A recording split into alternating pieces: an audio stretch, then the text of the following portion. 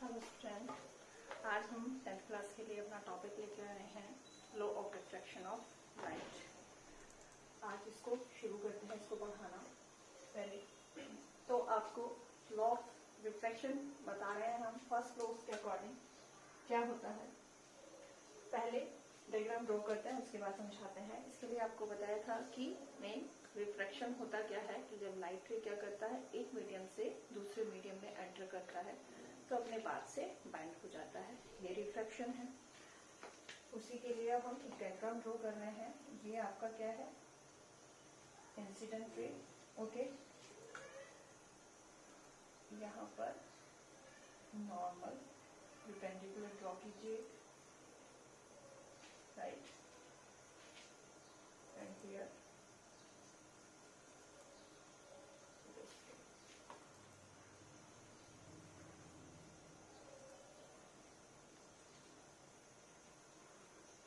A,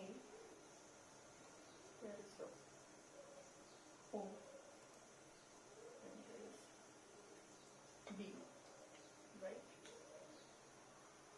M and dash. Okay, ये हमने draw किया है। तो अकॉर्डिंग टू दिस, जो फर्स्ट लॉ है आपका, उसके अकॉर्डिंग जो आपने रिफ्लेक्शन में भी पढ़ा था, फर्स्ट लॉ दोनों जगह सेम है आपका। अकॉर्डिंग टू फर्स्ट लॉ, आपका जो इंसिडेंट रे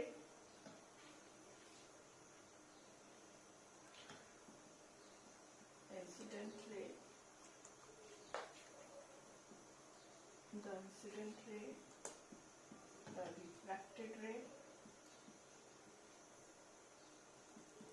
ठीक है, and normal, okay, at the point of incident, at the point of incidence, ठीक है, all lie in a same plane, lie in a same plane, ठीक है। इसके अकॉर्डिंग क्या है, यहाँ पर देखिए आपका AO आपका क्या है, अगर यहाँ से वाले, ये आपका इंसिडेंट रे है, राइट, इंसिडेंट रे। OB आपका रिफ्रैक्टेड रे है, ओके, और आपका N एंड S क्या है, आपका परपेंडिकुलर यानी नॉर्मल है।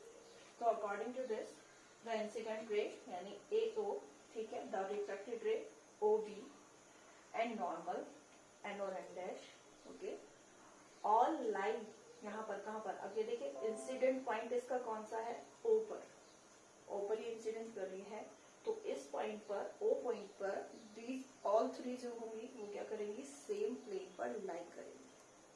आप देखो तीनों O पॉइंट पर तीनों क्या कर रही है, सेम प्लेन पर लाई कर रही है। AO, ठीक है, इंसिडेंट, OB और refracted, and M and dash आपका क्या हुआ, नॉर्मल। तो तीनों के तीनों क्या करते हैं, इंसिडेंट पॉइंट पर, at a point of incident यानी O पर, all lie on a same plane. ये आपका फर्स्ट लॉ था इसका। सेकंड की बात करते हैं। देखो हमें वाला जो इसका सेकंड लॉ है बच्चों, वो हमें एक्सप्लेन करता है या हमें रिलेशन बताता है आपका एंगल ऑफ इंसिडेंट और एंगल ऑफ रिफ्रैक्शन का रिलेशन बताता है। इसके रिलेशन को हमें एक साइंटिस्ट हुआ है स्नेल, राइट, उन्होंने इसको एक्सपेरिमेंटली प्रूव किया था। तो इस लॉ को हम, जो सेकंड लॉ है, इसको Snell's law of refraction of light भी बोलते हैं, स्नेल्स लॉ भी बोलते हैं, Snell's law of refraction of light, ये भी बोलते हैं हम इसको, सेकेंड लॉ को इसको, राइट। इसके अकॉर्डिंग इन्होंने हमें क्या बताया था, the ratio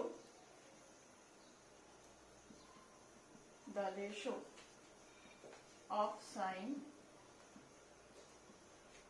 of angle of incidence, ठीक है, to the sine of angle of refraction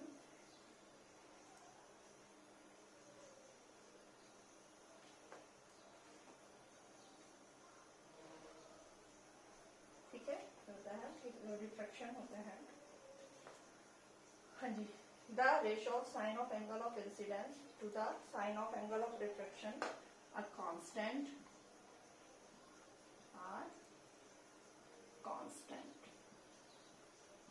for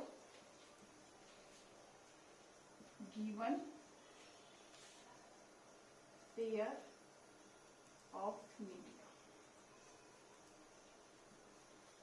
ठीक है, given pair of media।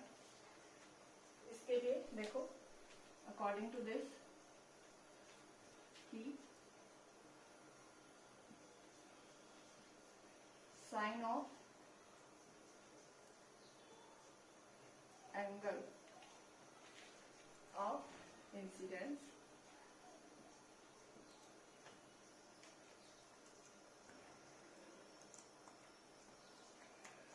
ठीक है, and sine of angle of refraction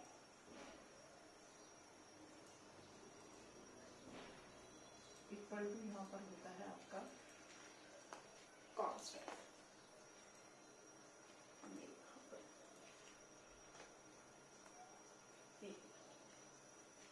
तो करते हैं यहाँ पर sine of angle of incidence equal to constant, ठीक है। अब इसको हम we can also represent by sin I upon sin R, okay, sorry, sin R equal to यहाँ पर स्मॉल n, ठीक है। मीन्स कांस्टेंट को हम स्मॉल n से भी रिप्रेजेंट करते हैं, और जहां पर n इक्वल टू आपका क्या होता है, refractive index, refractive index, okay. तो ये आपके दोनों लो हैं। फर्स्ट लो कि आपका the incident ray, the refracted ray, ठीक है, and normal at the point of incident all lie in a same plane. And second one बताया था कि जो आपका एंगल होते हैं आपके sine of angle of incident and sine of angle of refraction का जो रेशियो होता है वो क्या होता है, एक कांस्टेंट होता है, और उसी कांस्टेंट को हम क्या करते हैं, n से रिप्रेजेंट करते हैं, स्मॉल n से रिप्रेजेंट करते हैं, और स्मॉल n को हम क्या बोलते हैं, refractive index. Sine i upon sine r equal to n, here is the n क्या है, रिफ्रैक्टिव इंडेक्स। तो यहाँ पर फर्स्ट लो जो है वो दोनों में ही सेम है, रिफ्लेक्शन में भी है और रिफ्रैक्शन में भी दोनों में सेम होता है, लेकिन सेकंड लो जो होता है वो वहां पर क्या होता है, डिफरेंट है। वहां पर सेकंड लॉ आपको बताया गया था कि अकॉर्डिंग टू रिफ्लेक्शन साइन आई और साइन आर ऑलवेज भी क्या होते हैं, इक्वल होते हैं।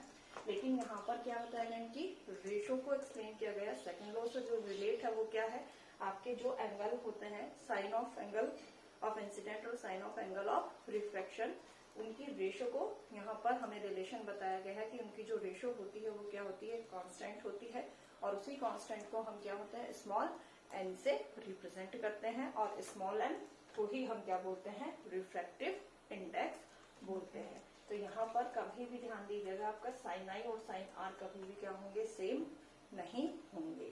ओके, ये आपके क्या थे, laws of refraction. And one thing more कि आपका जो क्वेश्चन है, बहुत बार आपके एग्जाम में क्वेश्चन आ जाता है, describe the Snell's law of refraction of light. तो वहां पर आपको केवल जो सेकेंड लॉ है रिफ्रैक्शन का, उसको आपको एक्सप्लेन कर देना है, क्योंकि इसी लॉ को, जो सेकेंड पार्ट है इसका, उसको हम क्या बोलते हैं, Snell's law of refraction of light. अपना नया वीडियो लेकर मैं फिर से आपके पास में आऊंगी। प्लीज अगर मेरा वीडियो अच्छा लगा हो तो इसे शेयर करें और मेरे चैनल को सब्सक्राइब करें।